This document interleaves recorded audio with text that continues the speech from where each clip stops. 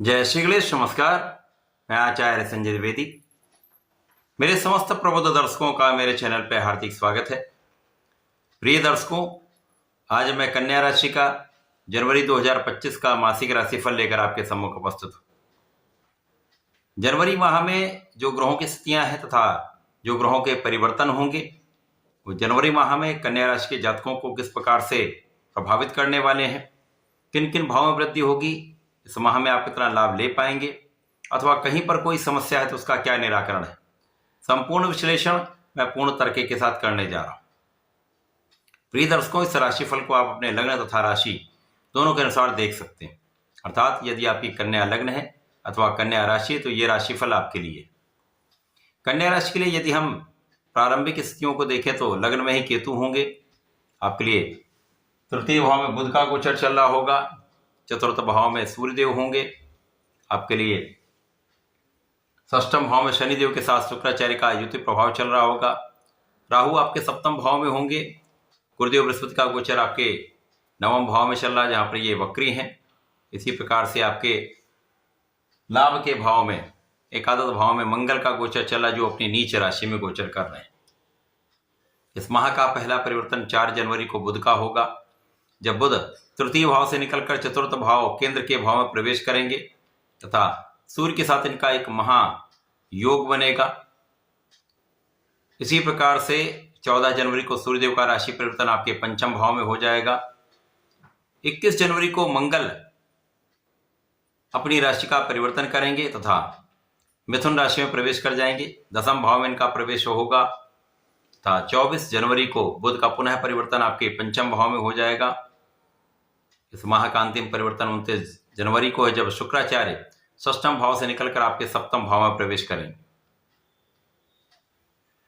प्रिय दर्शकों, कन्या राशि के लिए प्रारंभिक समय से ही यदि हम देखें तो ग्रहों की स्थितियां कुछ अनुकूलता प्रदान कर रही हैं, परंतु लग्न में राहु का प्रभाव होना कहीं न कहीं शारीरिक, मानसिक तथा आर्थिक रूप से समस्याएं उत्पन्न करता है। प्रारंभिक समय में जब तक बुध आपके तृतीय भाव में है, राहु के दृष्टि के प्रभाव में है, 4 जनवरी तक कुछ समस्याएं रह सकती हैं। तनाव रह सकता है, शारीरिक कष्ट रह सकता है, आर्थिक स्थितियों में कुछ निर्बलता रह सकती है। परंतु उसके पश्चात आपकी स्थिति अत्यंत प्रबल रहने वाली है, क्योंकि राहु आपके सप्तम भाव में है, मन को भ्रमित भी करते हैं, शारीरिक रूप से आपको निर्बल करते हैं। लाभ भाव में दृष्टि का प्रभाव आपकी आर्थिक दृष्टिकोण से आपको निर्बल बनाता है तथा परिश्रम पर इनका प्रभाव आपको उतना परिश्रम करने नहीं देता। यही कारण है, जब राहु आपको निर्बल करते हैं तो मानसिक रूप से, शारीरिक रूप से तथा आपको परिश्रम नहीं करने देते। जब आपको परिश्रम नहीं करने देंगे तो आप अपना लाभ नहीं ले पाएंगे। किसी भी क्षेत्र में आप हों वहां पर उतना लाभ प्राप्त नहीं होता। लेकिन यहाँ पर सूर्यदेव की स्थिति आपके चतुर्थ भाव में होकर अच्छी स्थिति है, जहां पर आपके कार्य क्षेत्र में निरंतरता आपको प्राप्त होगी, लोगों का सहयोग प्राप्त होगा, शासन प्रशासन शासनिक सेवाओं से आपको लाभ मिलेगा। यदि सरकारी सेवाओं में तो यहाँ पर निश्चित रूप से शासन प्रशासन का संपूर्ण सहयोग तथा लाभ आपको प्राप्त होता है। पिता का लाभ आपको प्राप्त होगा, माता पिता के सहयोग से, माता पिता के साथ से, आशीर्वाद से आपको लाभ मिलेगा, सुखों की प्राप्ति होगी। इस समय लोगों का संपूर्ण साथ आपको प्राप्त होने वाला है। यद्यपि इस समय में व्यय होंगे, परंतु ये व्यय आप अपने कार्यक्षेत्र में विस्तार के लिए कर सकते हैं, अपने सुखों को बढ़ाने में कर सकते हैं। शनिदेव का प्रभाव यहाँ पर मार्गी है। शनिदेव शुक्राचार्य के साथ हैं, जो आपके धन भाव के स्वामी शुक्राचार्य हैं, तो आपके भाग्य के स्वामी। शुक्राचार्य जो भाग्य और धन के स्वामी होकर आपके षष्ठम भाव में है, यहाँ पर निर्बलता का भाव है। शनि के साथ इनका युति प्रभाव है। शनिदेव आपके पंचम षष्ठम के स्वामी हैं। अब क्योंकि इस समय शुक्राचार्य जो आपके भाग्य तथा आपके धन के स्वामी होकर षष्ठम भाव में है, रोग ऋण शत्रु के भाव में है, तो वहां पर इतना लाभ आपको प्राप्त नहीं हो पाता, भाग्य का साथ नहीं मिल पाता है।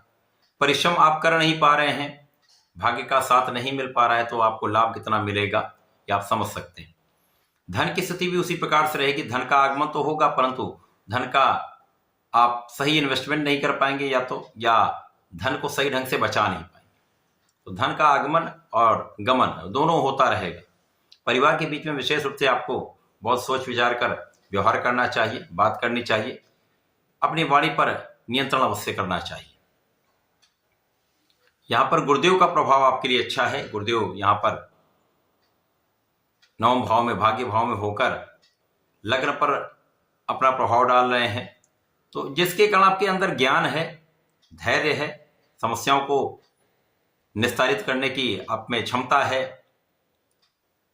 सही ढंग से यदि इस समय का आप उपयोग कर लेंगे और बुध की स्थिति परिवर्तित होते ही आपकी समस्याएं यहां पर सॉल्व होने लगेंगी, क्योंकि बुध पर गुरु का प्रभाव है। तो बुद्धिमान आप हैं, ज्ञानवान आप हैं, धैर्यवान आप हैं, लेकिन कहीं न कहीं जो स्थितियां बन रही उसके कारण भ्रम की स्थिति बन रही, जिसका प्रभाव आपको उतना अच्छा कार्य करने नहीं दे रहा। इसी प्रकार से आपके ज्ञान का भाव विस्तृत होगा। इस समय आप ज्ञान ले सकते हैं। उच्च शिक्षा में भी आपको एक अच्छा अवसर मिल सकता है। उच्च शिक्षा में आप अच्छा करने वाले हैं। जो विद्यार्थीगण हैं उनके लिए अच्छा समय है, जब आपका ज्ञान का भाव प्रबल रहने से आपका परिणाम अच्छा आएगा। जो लोग प्रतियोगिता परीक्षा की तैयारी करें उनके लिए अच्छा समय है। यदि संपूर्ण परिश्रम करते हैं तो लाभ अवश्य प्राप्त होगा। संतान सुख मिलेगा। संतान से अच्छे परिणामों की एक सूचना प्राप्त हो सकती है। जैसे ही बुध का परिवर्तन आपके चतुर्थ भाव में हो जाएगा तो यहां पर आपकी स्थिति अत्यंत प्रबल होने लगेगी। जब सूर्य और बुध का एक महाप्रबल राजयोग आपके केंद्र के भाव, सुख के भाव में बनेगा, बुधादित्य योग बनेगा। ये एक ऐसा राजयोग है जो आपको शासन प्रशासन से, आपके ज्ञान से, आपकी बुद्धि से, आपकी गणनाओं से, आपकी क्षमता से, आपकी योग्यता से आपको संपूर्ण सुख, संपूर्ण लाभ प्रदान करता है। विशेष रूप से यहाँ पर आपका कार्यक्षेत्र अत्यंत विस्तृत हो जाएगा। कार्यक्षेत्र की समस्याएं आप निस्तारित कर पाएंगे। लोगों का संपूर्ण सहयोग प्राप्त होगा। आपके सहकर्मियों का, आपके उच्चाधिकारियों से एक अच्छा समन्वय स्थापित हो पाएगा। तो कार्यक्षेत्र में विस्तार का संपूर्ण योग है। कार्यक्षेत्र में यदि कहीं पर आप इन्वेस्टमेंट करना चाहते हैं, विस्तार करना चाहते हैं, तो ये अच्छा अवसर है। इसके पश्चात जब सूर्यदेव आपके पंचम भाव में जाएंगे तो गुरुदेव के साथ इनका दृष्टि प्रभाव का संबंध बनेगा, जिसके कारण इस समय में यदि आप प्रतियोगिता परीक्षा की तैयारी कर रहे हैं, सरकारी नौकरी के प्रयास में हैं, तो यहाँ पर सफलता आपको मिलेगी। सरकारी नौकरी के प्रयास में आपको सफलता मिलेगी, जिससे आपका कार्यक्षेत्र अत्यंत सुनिश्चित हो जाएगा। इसी समय में आपके ज्ञान के भाव से, आपके शिक्षा के भाव से, आपके प्रज्ञा से आप एक अच्छा लाभ लेने जा रहे हैं। आप सोच विचार कर कार्य करने जा रहे हैं, विचारशील होकर निर्णय लेने वाले हैं। आप बहुत विवेकशील रहने वाले हैं, जिसके कारण इस समय में आपको एक अच्छा लाभ प्राप्त होने वाला है। जब मंगल 21 जनवरी को आपके दसम भाव में प्रवेश कर जाएंगे तो यहां से आपकी स्थिति अत्यंत प्रबल हो जाएगी, क्योंकि मंगल आपके लिए अष्टम के स्वामी है तथा आपके पराक्रमेश है। अब यहां पर पराक्रमेश जब कर्म भाव में पहुंच जाते हैं तो अपनी नीच राशि से भी मुक्त हो जाएंगे तथा बुध की ही दूसरी राशि में रहेंगे, जिसके कारण यहां पर मंगल और बुध का सीधा संबंध बनेगा, दृष्टि प्रभाव प्राप्त होगा, जिसके कारण आपकी स्थिति अत्यंत प्रबल होगी। परिश्रम आपका बहुत अच्छा हो जाएगा। आपके पराक्रम का संपूर्ण लाभ आप ले पाएंगे तथा इस समय में आपके कार्य क्षेत्र में आपके क्षमता के कारण, आपकी योग्यता के कारण आपको नाम की प्राप्ति निश्चित होगी। इस समय में आपकी लग्न भी बलवान होगी। आपके अंदर ऊर्जा का सही प्रवाह होगा, ऊर्जा का सही उपयोग आप कर पाएंगे तथा इस समय में सुखों का उपभोग आप कर पाएंगे। सुख साधन बढ़ने का संपूर्ण योग बन रहा है। भूमि भवन वाहन का संपूर्ण लाभ का योग बन रहा है।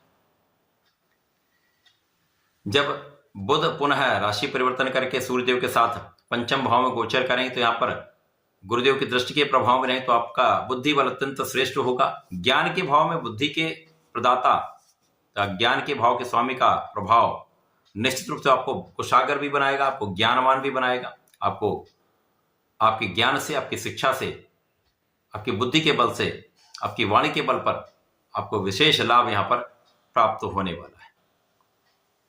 इसके पश्चात जब शुक्राचार्य सप्तम भाव में जाएंगे तो आप विशेष हो जाएंगे। विशेष इसलिए हो जाएंगे, यहाँ पर शुक्राचार्य अपनी उच्च राशि में होंगे, महाबलवान होंगे। यद्यपि ये राहु के प्रभाव में होंगे, परंतु राहु यहाँ पर मित्रवत है, शनिदेव की नक्षत्र में होकर शनिवत है। यहाँ पर शुक्राचार्य का बल बढ़ेगा। इस समय आप आकर्षक भी होंगे, ज्ञानवान धैर्यवान होने के साथ आप प्रभावशाली भी होने वाले हैं। आपके व्यक्तित्व की विशालता यहाँ पर प्राप्त होगी। केवल यहाँ पर मन को भ्रमित होने से बचाना है, किसी विपरीत के प्रति आकर्षण होने का पूर्ण योग है, परंतु यहाँ पर यदि आप मन पर नियंत्रण रखते हैं तो किसी प्रकार के दोष से आप बचने वाले हैं। तो संपूर्ण रूप से एक अच्छा माह है। प्रारंभिक समय में कुछ तनाव है, कुछ स्वास्थ्य समस्याएं हैं, कुछ अवरोध हैं, परंतु उसके पश्चात आपको विशेष बनाने वाला, बड़ा लाभ प्रदान करने वाला है इस माह में। तथा आपको निरंतर ही भगवान गणपति की शरण में रहकर ओम गंग गणपतये नमः का नित्य कम से कम 1 माला का जप अवश्य करना चाहिए। गणपति जी के संकर्षण गणेश स्तोत्रम का पाठ करें अथवा गणपति अथर्व शीर्ष का पाठ करें तो समस्त समस्याओं का निस्तारण आप कर पाएंगे, बुद्धि बल श्रेष्ठ रहेगा, आप योग्य हो जाएंगे। तो ऐसा करके समय का उपयोग करें, लाभ लें। धन्यवाद, नमस्कार।